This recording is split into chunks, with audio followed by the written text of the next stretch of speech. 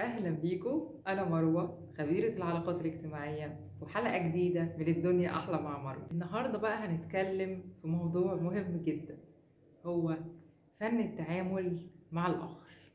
إزاي إن احنا نتعامل مع الناس اللي حوالينا. دي تعتبر مهارة من المهارات اللي احنا بنكتسبها في كل ما بنتعامل مع ناس أكتر. كل ما بنتعلم أكتر. المهارة دي مهارة مهمة جدا جدا في إن احنا نتعامل مع الناس بشكل إيجابي، وبالتالي إحنا هنستفاد في حياتنا، هنستفاد كتير جدا من الناس الإيجابية واللي حوالينا إن إحنا بنتعامل معاهم. هنستفاد إيه؟ عارفين إحنا هنستفاد إيه من التعامل الإيجابي مع الناس الإيجابية اللي حوالينا أو خلق بيئة إيجابية حوالينا؟ هنستفاد كتير قوي. نستفاد إيه يا جماعة إحنا دلوقتي من الطاقة الإيجابية أو الناس اللي حوالينا الإيجابيين؟ نستفاد كتير قوي. إحنا لما هنتعامل صح مع الناس اللي حوالينا هنحس بإيه؟ هنحس بسعادة ورضا عن نفسنا ورضا مع الآخر في التعامل مع الآخر. هنحس بإن إحنا في سلام. ليه؟ لأن مفيش أي أحقاد وضغنات، ومفيش أي سلبيات، ومفيش أي كره أو حاجة ممكن نشيلها من بعض. تالت حاجة إن إحنا هنتعامل بثقة وباحترام متبادل وبرقي، زي ما الرسول عليه أفضل الصلاة والسلام قال: إنما بعثت لأتمم مكارم الأخلاق. إحنا قدوتنا الرسول عليه. أول حاجة الانطباع الجيد. الانطباع الأول يدوم. الانطباع الأول الإيجابي يدوم. هو اللي الشخص بياخده عنك في الأول. هو إيه؟ أول معاملة وأول شكل وأول كلام وأول كل حاجة. يبقى لازم تتقابل بإيه؟ أولا بابتسامة جميلة جدا. الابتسامة لها سحر جميل جدا.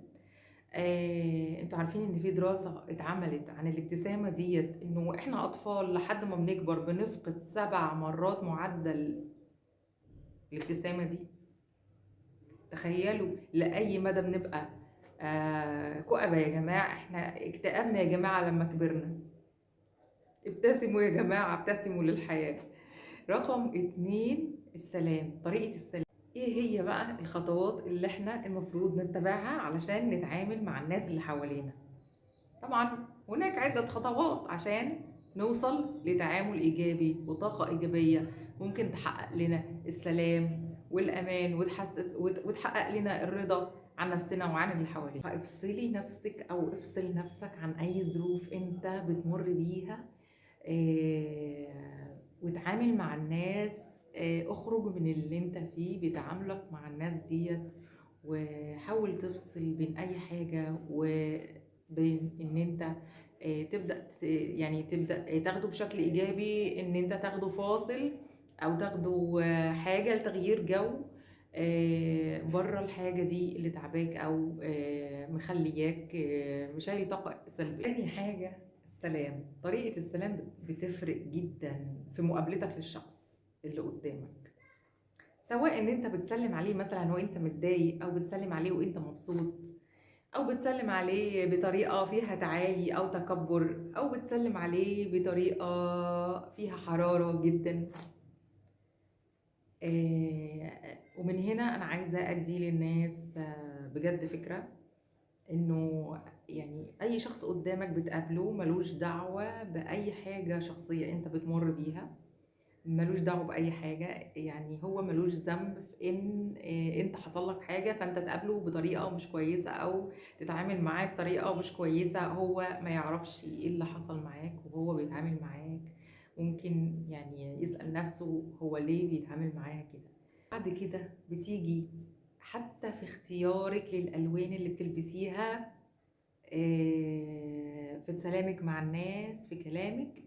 الوانك اللي بتلبسيها ليها عامل كبير، او الالوان اللي انت بتلبسها وبتختارها ليها عامل كبير جدا في ان انت تترك اثر ايجابي للناس في التعامل معاك، سواء اذا كان لون ازرق او احمر او اصفر لون الغيره، او احمر لون الحب، والازرق السيطره. ده علم لوحده، الالوان علم لوحدها. ف وطبعا طريقة هندمتك لللبس وهندمتك لللبس وتنسيق الألوان، أكيد كل ده بيعمل أثر كبير جدا في التعامل مع الناس. حاجة كمان بقى وهي لغة الجسد. وانت داخل تسلم على حد او انت داخله تسلمي على حد، هل انت مستعجله؟ هل انت في ايديكي حاجه بتعمليها؟ هل انت مثلا بتسلمي عليها وانت متضيره الناحيه التانية، او في ايدك شغل بتخلصيه، او اللي هو وماشيه؟ طبعا لازم تدي كامل الاهتمام للي قدامك في السلام، ولغه الجسد تبقى متوجه لها بكل جسدك او بكل جسدك، بحيث ان هي تقول لها ايوه انا مهتمه بيكي. حاجه كمان ممكن تعملوها علشان خاطر تدي انطباع ايجابي في المعامله. الاول انه تنده او تندهي للي قدامك باسمها في اول مقابله. اذكري اسمها او اذكر اسمه في اول مقابله. صراحة يا جماعة أنا واحدة من الناس لما بروح في مكان فيه شغل أو مكان فيه مقابلة أو مؤتمر أو أي حاجة، وبقابل أي واحدة صاحبتي مثلا أو أي حد فيه ألوان حلوة، لابس ألوان جميلة أو لابسة ألوان جميلة وفيها تناسق رهيب جدا وفيها ماتشنج، أنا أكتر حد يعني باخد طاقة إيجابية وبحب كده جدا جدا. وبحب كمان اعبر عن الحاجه دي لانها فعلا بتديني انطباع ايجابي. فعلى طول بتلاقوني ايه يا جماعه الجمال ده، بسم الله ما شاء الله عليك، وايه الجمال ده، اللهم صل على النبي. صراحه حاجه جميله جدا جدا وبتدي طاقه ايجابيه في المعامله. احنا لازم نقف مكان الاخر ونفهم وجهه نظره. يعني مثلا ايه نظرية 7 و8؟ نظرية 7 و8 اللي هو ايه بقى؟ اللي هو انا واقف عند 7 وانت واقف عند 8، وكل واحد شايفة دي، واحد دي شايف 7 وده شايف 8. لازم تبني وجهة النظر الطرف الآخر، إن إحنا نفهم هو يقصد يقول إيه، نحط نفسنا في مكانه. لما هنحط نفسنا في مكانه هنعرف مدى احتياجاته اللي إحنا ممكن نقدر إيه اللي نقدر ممكن نقدمه لتلبية احتياجاته دي، أو إن إحنا نقدر نقنعه بالحاجة اللي إحنا عايزين نقنعه بيها. الكلام أيوة يا مها أنا فاهمة أنت عاوزة تقولي إيه، فهماكي كويس يا مها انتي تقصدي ايه، هو ده اللي انا اقصد اقوله. لازم تذكروا اسم اللي قدامكم، هيحس باهتمام اكتر منكم. نقطة مهمة جدا جدا بقى كمان، ان احنا لما الشخص او الناس يتصرف تصرف كويس، احنا نمدح التصرف ده او السلوك ده، احنا نمدحه مش نمدح الشخص نفسه. ليه بقى؟ لانه هو ممكن يكون الايجو بتاعه عالي جدا جدا جدا، وبعدين الدنيا تبوظ في المعامله. فاحنا نمدح السلوك مش نمدح الشخص. الشخص بعد كده لما هيتمدح في سلوكه هو هيحس بإيجابية، وبالتالي هيدي طاقة إيجابية. النقطة بقى اللي بعد كده وهي نقطة مهمة جدا جدا، إن إحنا نبعد عن النقد واللوم. النقد واللوم ده يا جماعة ما بيوصلش لأي نتيجة إيجابية. صاحبها بيعند وندخل في دايرة كبيرة جدا، مش هنوصل للي احنا عايزينه في المعاملة. احنا نعدل سلوك بطريقة إيجابية نافعة. تعديل السلوك ده بيتم من 3 ل6 شهور. بعد كده يا إما المعاملة دي تنفع يا إما تنفعش. من 3 ل6 شهور. ايه بقى؟ بأي طريقة، بطريقة مهذبة، بطريقة نافعة، زي ما الرسول عليه أفضل الصلاة والسلام قال: ومن أحسن قولا. أو ابدأ بالتي هي أحسن، يعني ادفع بالتي هي أحسن. مهمة جدا كمان إن احنا لو أخطأنا نعترف على طول إن احنا أخطأنا.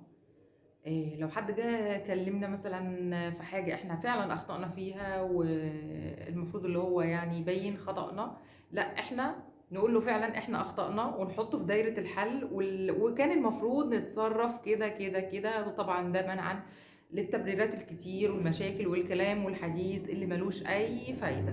كمان ان احنا لازم نتجنب نقط الخلاف، النقط اللي ممكن تجيب مشاكل وخلافات نتجنبها تماما. انه نعرف ان الحاجة دي تضايق اللي قدامنا مثلا فبلاش منها، علشان خاطر يعني دي مراعاة لمشاعر اللي قدامك، وفي حدود في المعاملة. حاجة كمان إن إحنا لو أخطأنا نعترف بخطأنا، لو الشخص أخطأ نعترف بخطأ، يعترف بخطأه. يعني لو جه حد قال له والله أنا أنت المفروض ما كنتش تعمل كده كده كده كده، ما يدخلش في دايرة اللوم وعتاب وحاجات كده. لأ، فعلا أنا أخطأت والصح كان المفروض كده. يعني على طول نحط نفسنا في دايرة الحل، على طول نحط نفسنا في دايرة الحل. طبعا نبعد عن أي خلاف ونبعد عن أي مشاكل، علشان إحنا طبعا مش هدفنا في المعاملة إن يبقى في